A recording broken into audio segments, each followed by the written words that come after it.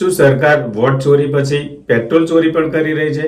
હા દોસ્તો, જો તમે જાણતા ના હો તો જણાવી દઉં કે સરકારે રાતોરાત પેટ્રોલમાં 5%થી વધારે ઇથેનોલ મિશ્રણ કરવાની શરૂઆત કરી દીધી છે. અત્યાર સુધી પેટ્રોલમાં 5% સુધી ઇથેનોલ મેળવવામાં આવતું હતું, જેના બદલે રાતોરાત 20% મિશ્રણ શરૂ કરવાના કારણે ઘણી બધી ગાડીઓમાં એન્જિન અને માઇલેજની ફરિયાદો ઉઠવા પામી છે. જોકે સરકારનું કહેવું છે કે પેટ્રોલમાં ઇથેનોલના મિશ્રણથી સરકારને લગભગ 1 લાખ કરોડ જેટલી આવક થવાની સંભાવના છે, જે રાષ્ટ્રહિતમાં લીધેલ નિર્ણય છે. શું સરકાર માટે મધ્યમ વર્ગીય કાર અને ટુ વ્હીલર માલિક નાગરિકો જે છે એ રાષ્ટ્રહિતથી અલગ છે? શું સરકારે પેટ્રોલમાં 20% ઇથેનોલ બ્લેન્ડિંગ એપ્લાય કરતા પહેલા ગાડીઓના એન્જિન પર એનો કેવો પ્રભાવ પડશે એનો કોઈ પ્રકારે અભ્યાસ કર્યો છે ખરો? ગાડીઓ અને અન્ય વાહનો પર પડનારા દુષ્પ્રભાવને લઈને એકો જેવી કેટલીક વીમા કંપનીઓએ આ પ્રકારનું બળતણ વાપરવાના કારણે એન્જિનમાં કોઈ પણ પ્રકારની સમસ્યા પેદા થાય તો એનું જોખમ ગ્રાહકના શિરે રહેશે એવી જાહેરાત કરી છે. વળી કેટલીક ગાડીઓના એન્જિન પર સ્પષ્ટ લખેલું છે કે ગાડીનું એન્જિન 10% સુધીના ઇથેનોલ મિશ્રિત પેટ્રોલને કન્ઝ્યુમ કરી શકશે. વધારાના ઇથેનોલના કારણે તેની ગેરંટી વોરંટી માટે અમારી કોઈ જવાબદારી રહેશે નહીં. હીરો અને ટીવીએસ જેવી મોટરસાયકલના નિર્માતાઓએ જાહેરાત કરી દીધી છે કે 24%થી વધારે ઇથેનોલ મિશ્રિત પેટ્રોલ વાપરવું હશે તો બાઇકના એન્જિનને મોડિફાઈ કરવું પડશે. સેલ ઇન્ડિયા કંપનીએ પણ જાહેરાત કરી દીધી છે કે કોઈ આ પ્રકારના ભેળસેળવાળા પેટ્રોલના વપરાશથી એન્જિન ડેમેજ થઈ શકે છે. છતાંય હજુ તો સરકાર પેટ્રોલમાં ઇથેનોલનું મિશ્રણ 27% સુધી વધારવા માટે વિચારી રહી છે. આ પ્રકારનું મિશ્રણ કરતા પહેલા સરકારે નાગરિકો માટે દરેક પ્રકારના બળતણનો વિકલ્પ ખુલ્લો રાખવો જોઈએ. જેમ કે અમેરિકા અને બ્રાઝિલમાં E5 અને E10 સિવાય શુદ્ધ પેટ્રોલ પણ ઉપલબ્ધ છે.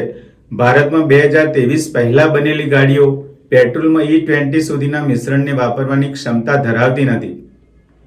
જો સરકારનો ભાવિ પ્લાન આ રીતે પેટ્રોલમાં ઇથેનોલ બ્લેન્ડિંગ વધારવાનો હશે તો ભારતના નાગરિકો માટે પેટ્રોલ ચાલિત વાહનો ખરીદવા એક સમસ્યા બની જશે.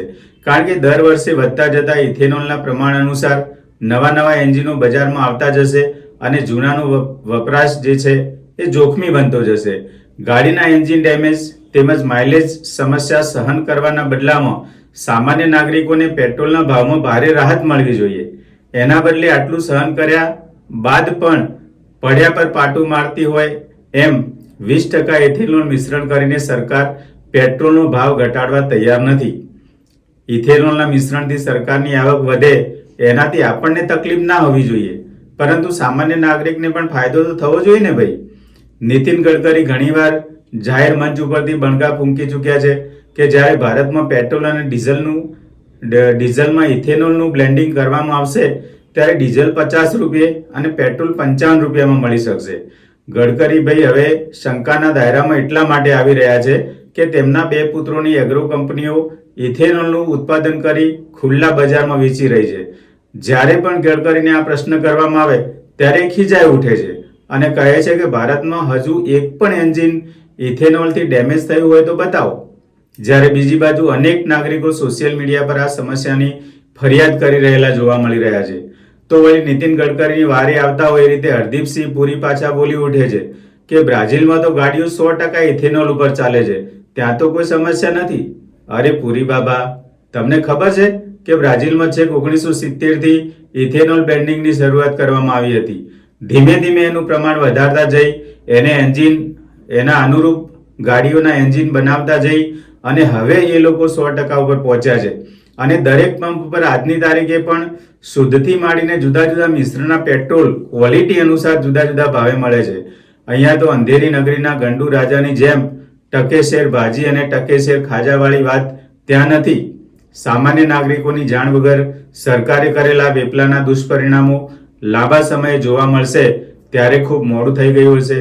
શું નાગરિકોએ વેઠવા પડનારા નુકસાનની ભરપાઈ સરકાર કરશે ખરી?